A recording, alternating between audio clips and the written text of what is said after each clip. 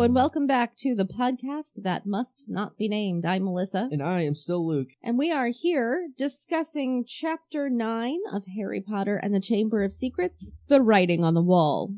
This chapter was 21 pages long, slightly longer than before, and it is 6.16% of the book. Luke, take it away on the summary of this chapter.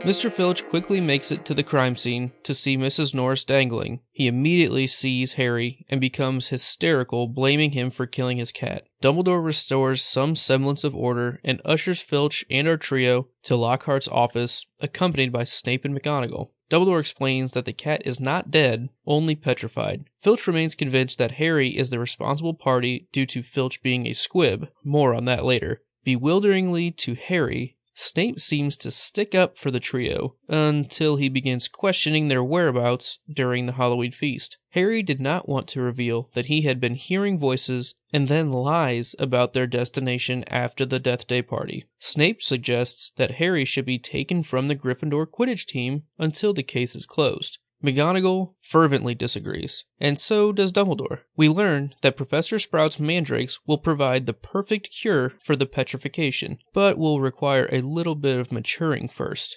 Days later, Justin Finch-Fletchley seems to be avoiding Harry, but Ron tells him not to worry about it. In the library, Hermione is trying to research the Chamber of Secrets, but all copies of Hogwarts: A History seem to have been checked out, and she has left hers at home. So, during History of Magic, Hermione asks Professor Binns to enlighten the class about the legend of the chamber. He begrudgingly obliges and describes how Salazar Slytherin was said to have built a hidden chamber in the school which the heir alone would be able to unseal, to unleash the horror within and use it to purge the school of all who were unworthy to study magic, aka Muggleborns. After class, the trio examines the crime scene and notices scorch marks along with spiders acting quite funny. We find out also that Ron is terrified of spiders, which Hermione finds amusing. We then enter Moaning Myrtle's bathroom, which is where the water at the crime scene had come from. They find Myrtle moping before she flies away, being offended by Ron. The trio leave the bathroom and are caught by Percy Weasley, who takes 5 points for Ron being in the girls' bathroom, and then another 5 for the trio doing dangerous detective work. The chapter ends with Hermione coming up with a plan to use Polyjuice Potion to interrogate Draco Malfoy, but they'll need special permission from a teacher to access the restricted section of the library.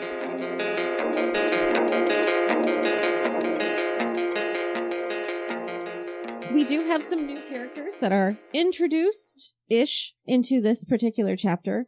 We are given names for the 4 founders of Hogwarts: Godric Gryffindor, Helga Hufflepuff, Rowena Ravenclaw, and Salazar Slytherin.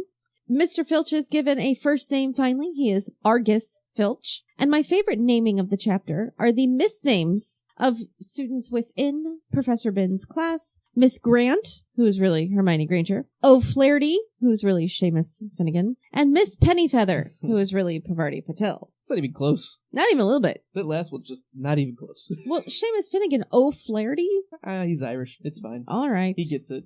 But Patil? Not even, it's Pennyfeather? It's not even close. No. I think that's the worst one. It is. All right, so do we have any new locations this chapter? There are 2. One that I'm going to make you say, because I cannot pronounce it, that Lockhart speaks of. This is Wagadu or Wagadu. And I'm thinking it has way too many O's in it for it to sound like that, but I'm going to go with you.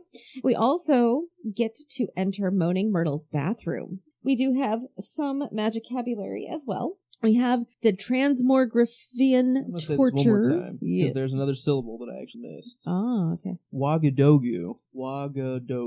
Yep. Nope. Still don't know it. Okay. All right. We have some magicabulary. We have Transmogrifian torture. Me and pronouncing not so well today. We have petrified, the word squib to define what Filch may or may not be. Mrs. Scour's all-purpose magical mess remover. Tube worms. the Medieval Assembly of European Wizards, the International Warlock Convention of 1289, a toy broomstick, Polyjuice potion, and the book Most Potent Potions. Most potent of potions. Yes, with extra ease for fun. Yeah. So our illustration this chapter of the Writing on the Wall, chapter 9, looks like maybe moaning Myrtle sitting in a puddle, her feet in a puddle, kind of crying. It almost looks like her tears are creating this puddle. She's very depressed looking. She's almost scared looking too, a little bit, a little anxious. Yeah, I don't know. All right.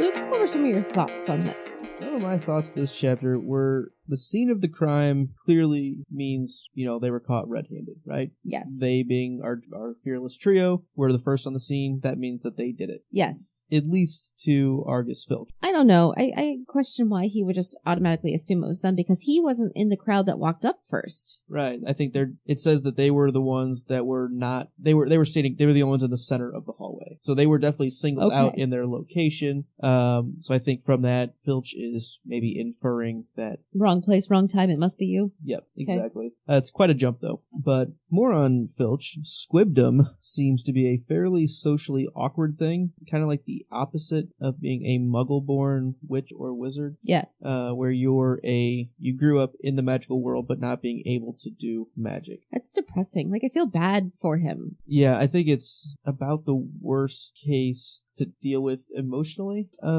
for those 4 different options that you could be. You could either be a muggle that stays a muggle, you could be a muggle that turns into a wizard, you could be a wizard that, or born a wizard that grows up as a wizard, or born into a wizarding family but grows up with no magic. I think that's probably the toughest one to get over. I agree. I do think that reminds me of the Weasley cousin who might be an accountant, but we don't talk about him very much from book 1. I bet his life was similar. Yeah, I wonder if he was a squib or, well, I guess he kind of has to be, but we do know that, the Weasleys are very honest about their family having to marry into non-magical families in the past. Anyway, so maybe he's a part of a branch that is just non-magical. All right. But he very potentially could be a squib as well. We don't know, which is why accounting would be a good position for him. It would be. Not that wizards grow up learning math. No numbers. So Ginny must be a staunch animal lover, or just a bit more sensitive than others, maybe? What do you think about that? She seems to be taking it pretty hard. Yeah, in general, her reactions are like, I can't decide if she's reacting like a typical 11-year-old girl would, or if she's just like more emotional than I would expect, or if Percy's just like writing her off. Yeah, I don't know. Hopefully it's not going to affect her, too deeply. And I don't know. I mean, she's got a lot going on with first year and things like that. It could just be a lot, especially if she's worried about Ron potentially being in trouble with it as well. Like it could be a pretty complicated situation, I guess. So after Harry and Ron and Hermione get, off with no charges. Right. It describes, Filch keeping guard at the scene of the crime. I'm going to read this. So it says, when Filch wasn't guarding the scene of the crime, he was skulking red-eyed through the corridors, lunging out at unsuspecting students, and trying to put them in detention for things like breathing loudly and looking happy. So, skulking red-eyed, does that mean he's been crying about this? Or is he just not sleeping because he's constantly on watch? I'm gonna go with both. He seems to be pretty upset about this. Yeah, I feel he loves his cat. I feel pretty bad for him, except for that whole, detention for being happy. Definitely kind of the lashing out at others. Yes.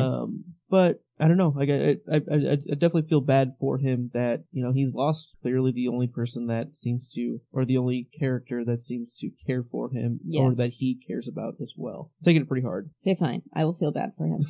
Yeah, you should feel bad. So Justin is also acting pretty funny.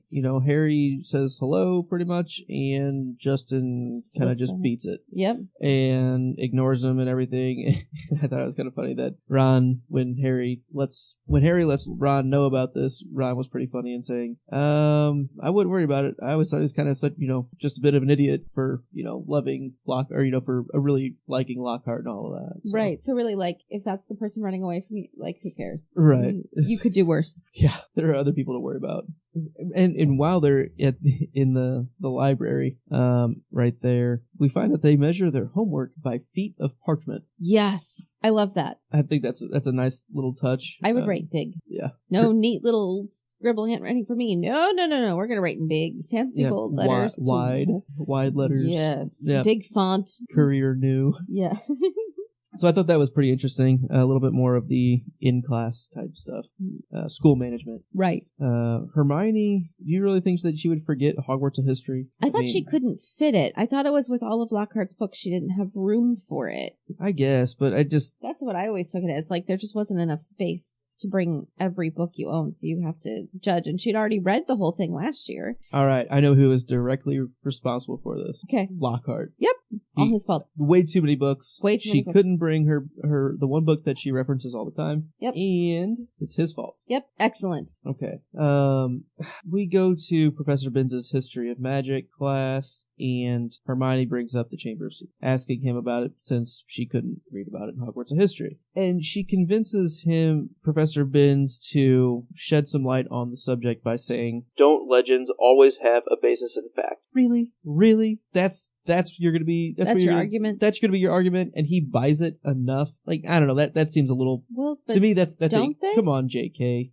No. Okay. I mean, and what Professor Binns says is, I guess you could make that argument, but and she does because it works. It just seems like Binns shouldn't be convinced by it as easily as he is. One would think. So you're saying that Binns should not have told them, or that she should have had a better argument. She should have had a better argument to convince. Okay. He should have been more resistant because he clearly didn't want to talk about it in general. He rolled over pretty easily. Okay. Is my thought. Okay. And just the fact that not every legend has basis in fact. Like, some stories are just stories. Like, that's just it. But a lot of stories have basis in fact, like that Johnny Appleseed. That can be argued. Was a person. That's fine. It's just a weak argument to make to a history professor. A dead history professor who doesn't know your name. Exactly. He can't remember your name. The people sitting in front of him. How do you expect him to be really sure? Do you know what I'm saying? Like, my guess is his lecture are on notes in front of him and he just reads it. Yeah, either that or he's, just done it so many times. Yep. So my final note on this chapter, it says, Percy told them, "No more detective work or I'm writing Mom." Really? Like, Percy, do you really think you're going to stop Harry from doing detective work? Right. Do you really think you're going to stop Hermione from Have you met helping them? him or Ron from helping him? Like, and are you really the thing they're afraid of? He's doing a good job for his role, but it's just seems like a threat that it's not gonna weigh on. Like, he should realize it's not gonna work for these kids. No, it's not going to work for those kids. That was a good try, but you're not going to happen. All right. So what do you have? What do you have this chapter? Well, I really like once they first discover the writing and the three kids are pulled into sort of the teacher meeting, if you will. Mm-hmm. That Lockhart's like, "Oh, my office is close," and all of the pictures have curlers in their hairs, and they all go running. So Lockhart, right? Which is the only nice thing I can say about Lockhart, because for the rest of that scene, like, I can't even pay attention to what's being said because I just keep thinking, "Oh, Lockhart, shut up! But Oh, Lockhart, shut up! So Lockhart, knowledgeable and helpful." Just in general with him, like, "Oh, I know this. Oh, I've done this. Oh, I can do this. Oh, I can." Like, are you kidding me? He drives me crazy. I really thought Snape started out in that scene being really helpful. Like, it could just be that they were in the wrong place at the wrong time. Here we go. Snape being nice to Harry, Ron, and Hermione. And then it turns and he starts accusing them of, "Well, why weren't you hungry? Why didn't you come to the feast? Why didn't you this?" And like, it's almost like he's like being their ally just to get a deeper dig on them. Dig it to them on something. He doesn't quite know what. Yeah. But he just wants to get them in trouble just because he can. He's prodding them just enough so that they might slip up a little bit. Yes. Because get them on their off foot, get them off balance a little bit. Yeah, just to see what he can find out. Yeah. He's very tricky, that one. He's pretty good. Oh, so tricksy. I love that Hermione interrupted Binns' class. And then we actually got to see his class. And that he got annoyed with them for interrupting his class. And then he looks like a wrinkled tortoise. I never remember that. I don't either. I just appreciate that we finally got to see a class this year. Like, I mean, other than the first. This is the first one. Well, right? the first day of classes we saw. And then we had this. Okay. Yeah, I like seeing the classes. I think it's fun. I do they're too. there to be in school, so I think it should be a big part of the Mhm. everyday story that we Mm-hmm. begin to get. So when they were talking with Binns, I liked that the founders of Hogwarts weren't perfect, that they had disagreements and bad feelings. It feels very human because sometimes it's hard to remember that those historical figures are human too. So I know you don't like the fact that, aren't all legends based in fact, but these are actual facts. And the facts are these were 4 human beings that did not see eye to eye. Yeah, it gives some credence to, they are real people, and it's nice that we actually get to learn a little bit about them, that, yeah, they are having normal disagreements. They think the school should be run a little differently. And it seems like they both, each side thinks they're right for their own reasons, and I'll probably leave it at that, because we can get pretty deep on that stuff. So I really like Binns saying, "There is not one shred of evidence that Slytherin ever built so much as a secret broom cupboard." I like the idea. I think we should build secret broom cupboards. Maybe there are some. Maybe there are, and he just doesn't know because he doesn't go wandering. But I'm like, a secret broom cupboard. That's just funny. Yeah. I mean, sometimes you just need extra brooms laying around. You know what's not funny? Being scared of spiders. No. I need Hermione to back off of Ron. Yeah, chill out. Like, let him be afraid of spiders. It is perfectly normal to be afraid of spiders, thank you very much, so you just let him alone. And I think his story about the teddy bear, that's a perfectly reasonable way to become scared of spiders. Yeah, Totally fine I'd with say that. so. Or snakes. I think that's just right along with it. When your older sister, who's a Gryffindor Quidditch correspondent, torments you with a snake, knowing that you're terrified of snakes when you're growing up. Yeah, I agree. Yep. It's not funny. There's nothing funny about a fear of animals that can hurt you. Yeah, that's legitimate. Yep. That's fine. We get to see Moaning Myrtle again. I like that we get to see her. And she seems so surprised that people actually want to talk to her. Yeah, she perks up a bit. I know. It's nice that she can actually get out of her mopingness. So be less dreary and people will talk to you, Myrtle. Yeah, correlation is causation on this one. Like, they go hand in hand. For real. People will talk to you more if you're pleasant to talk to. Yeah. It's a lesson to everyone. So I feel like we got some plot in this one, right? Like, we're going to go discover who opened the Chamber of Secrets. Jumping to the idea that Draco is to blame, I think, is a pretty good jump. Because unlike last year, when they just sort of assumed it was Snape because he was kind of a jerk. And they don't like him. This year, there have been some really good details to support this theory. Him shouting about mudbloods would be next. Him causing, he just has been there every time something's happened. He seems to be laying these breadcrumbs down. Yeah, he has blatant disdain for anybody who is different or not as good or highborn as he is. So I definitely think that was an excellent jump with, their detective skills have grown a bit. Yeah, they've become a little more logical on the suspect. Now, I will say, we don't see all the students in Hogwarts, so it's very possible it could not be Draco, but at least he's reasonable. Yeah, I think it's a totally reasonable. For all the characters we have learned, he's definitely the one I would jump to. Yeah, I mean, I agree. He's in Slytherin. He clearly has the family background that seems to point to that. Yeah, I think it's reasonable. At the end, when they're trying to get the book out of the restriction section, what teacher really would be that thick? Professor Binns? Well, I don't think he could sign it. It won't be McGonagall. It won't be Snape. They're not going to ask Dumbledore. Yeah. I wonder what teacher is going to sign something. Maybe the Care of Magical Creatures teacher. That might. They don't have Care of Magical Creatures. Oh, but it's a class. It is a class, that's but not their classes. Yeah. I don't know. I just wonder. Oh. And on that, let's go to our 5 burning questions. All right.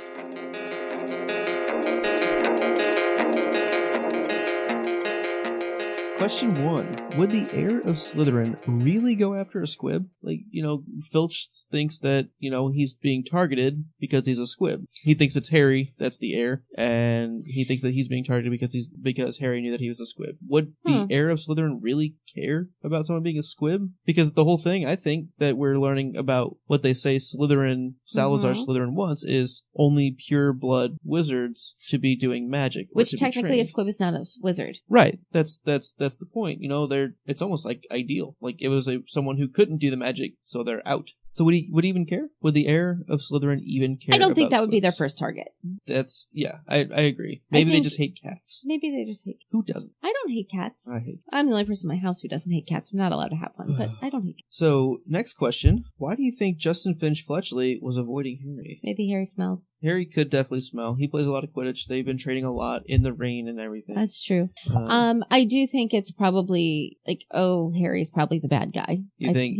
Yeah. He's buying into the public opinion that Harry might be the heir with the, seat of the crime, red-handedness. And it's the whole, do you trust more one honest person or what everybody believes? Well said. Thank you, Tyrion Lannister. Are you quoting yourself? I would wouldn't never do that to to you. All right. With that, check out our other podcast, the podcast that drinks and knows things. Any adult-aged listener who likes Game of Thrones, listen into Luke and his crew of talking heads as they drink and know things about each Game of Thrones episodes from season 7. We drink first and then know some things. So check it out. Question 3. Is it odd that we haven't heard of Ginny's love of cats before this? We haven't had a whole lot of interaction with Ginny, but is her reaction odd? No, I think we don't get a lot of Ginny airtime, so I think she's trying to just slip stuff in because we know a lot more about some of the other Give a little bit of background Weasleys. for her. Right. We don't know as much about her as we do about all the other Weasleys who are at Hogwarts and even the Weasley parents because she won't speak in the presence of Harry. So this is kind of all we can get. Yeah, no, That's what I think. That's fine. So this is just an easy way to slip her in. Yes. Get some more Weasley texture going on. Question 4. Is it reasonable for Binns not to remember any of the students' names? He has taught for centuries. That's completely unreasonable. Completely unreasonable. Here's How my many reason. thousands of students has he had? I don't care. And he's a ghost. I don't care. And I'm not saying I don't like mess up. I'm like, oh, hey, Mike. I mean, Mark. Like, I get it. Like, and I know Hey, he was close. because you have names all over Except the for place. Pennyfeather. The other But you ones were also close. fix yourself. Here's my concern. How is he grading them? If he doesn't know their names, how do they know who's doing what work? So I think we've touched on this a couple times on how ghosts work and how he clearly wouldn't be able to pick up the homework assignments as well. But he's having them do homework So he assignments. has to have a teacher's assistant. He has to have a TA that does the grading for him. He What a has waste to. of funds. Just have that guy teach. Maybe it's just a student. Maybe it's an older student. Maybe there's an actual teacher who is the official teacher, but Binge just gets up and lectures and that guy's like, well, he doesn't get paid. He's a ghost. So I'm just going to do the work. All right. Like he does all the grading. Maybe and stuff. Hagrid is the actual history of magic professor, and he's Oh, let's pawning not off go there. another job of his own. No, we're not going to add Hagrid bashing because I don't actually agree with you. No, I'm just teasing. I know, but I don't want to get yelled at. I'm making fun of ourselves with that. Okay, all right. So, final question. Do you think Harry should tell Ron and Hermione about almost being sorted into Slytherin? I don't think it's a should or shouldn't. I think I see his reasoning for not wanting to because I think he's kind of embarrassed. But I also don't think it's that big of a deal. So I think if he told them, I don't think they would react the way he's afraid they would. But I don't really necessarily think it would change anything for them to know it either. I agree. I think it just comes down to why not tell them. If it's Right. something that he's worried about, I think his friends kind of deserve to realize that if something's bothering him. I don't know, and maybe we clearly see he's good at compartmentalizing emotional things. Right. So maybe that's just something that he is going to go ahead and bury deep inside. Hopefully it never comes up. Well, that's so emotionally healthy for the kid who was Exactly. raised so poorly. Well, he was raised to do that. Yeah, also true.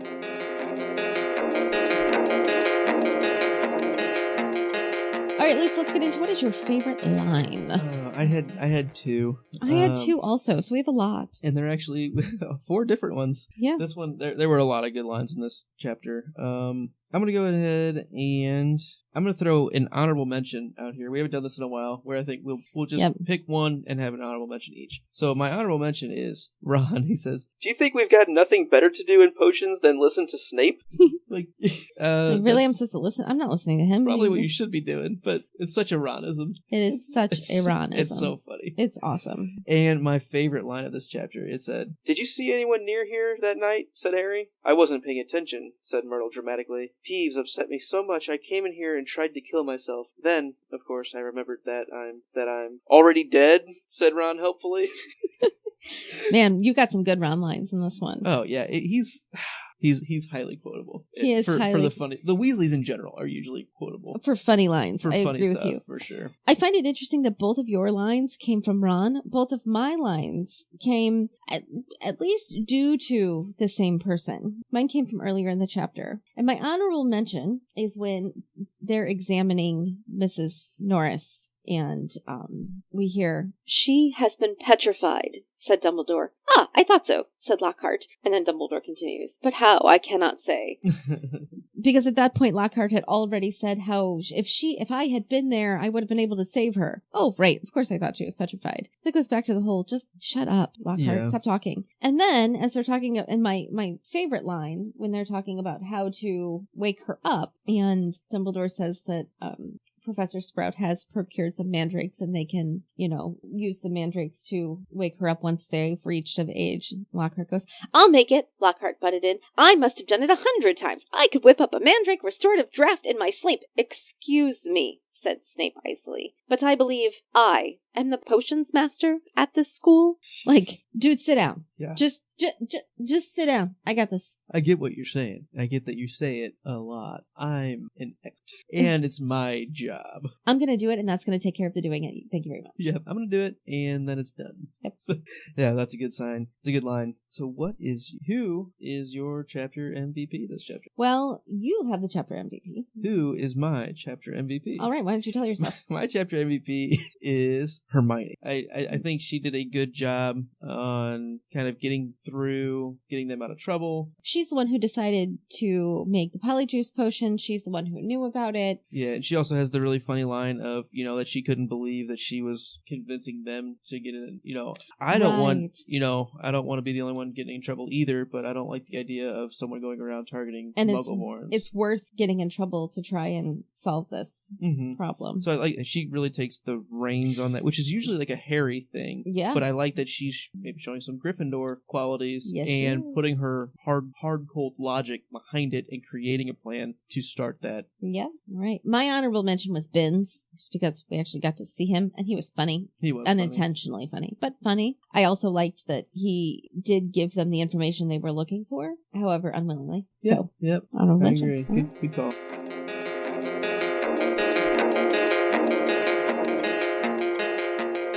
That'll wrap it up for Chapter 9. Please leave any comments at thepodcastthat.com on our website. You can comment right under our episode. You can send us any questions at thepodcastthatmustnotbenamed@gmail.com. You can tweet at us at notnamedpodcast. Check us out on iTunes, subscribe, rate, and please leave us some comments. It really does help us out a lot. Check out the YouTube videos as well. Be sure to share us with your friends and check out our other show, The Podcast That Drinks and Knows Things. Coming the beginning of 2018, we will also have The Podcast That Floats Down Here, our rereading of Stephen King's It for all of our adult listeners to read along with us. And if you have never read that, go ahead and use our special Audible affiliate link to get a free audiobook version of Stephen King's It to read along with us. Just go to www.thepodcastthat.com/support us, click on our Audible affiliate link, and go through and get Stephen King's It so you can follow along with us. It's a good book. Next week, we will be discussing Chapter 10. The Rogue Bludger. Stay imaginary. Thanks.